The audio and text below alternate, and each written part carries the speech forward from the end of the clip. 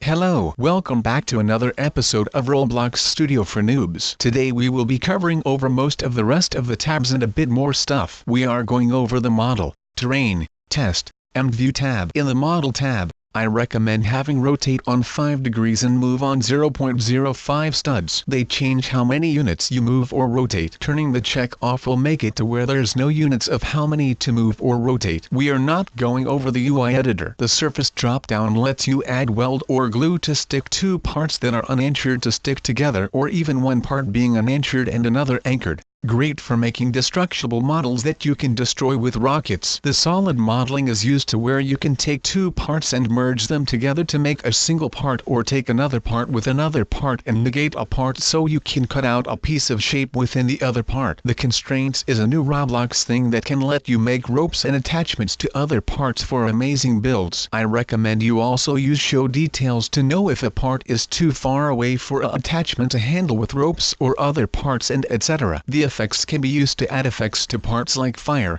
explosions, and many other parts. The spawn is used for putting a spawn inside your game so the player can spawn at that spawn point. We are not going over the advanced objects and beside it. If you click a script like a normal script or module script, it will spawn it into a part you select or into the workspace. The Terrain tab, which is next to the Model tab and behind the Test tab, is where you can use the smooth terrain to make beautiful builds and amazing things you couldn't have done with parts only. You can have Roblox generate a random terrain spot so you can have a desert with trees or grass or even water. You can also add terrain by yourself. You can subtract also to make caves. The paint tool is great for when making beaches and stuff, changing the terrain of grass into sand without having to add it over. The grow is useful for making hills with different materials, and eroding is great for decreasing the size of too big hills or mountains. The smooth is great for smoothing terrain so the terrain doesn't look all rectangly. The regions is great for making big oceans, moving terrain,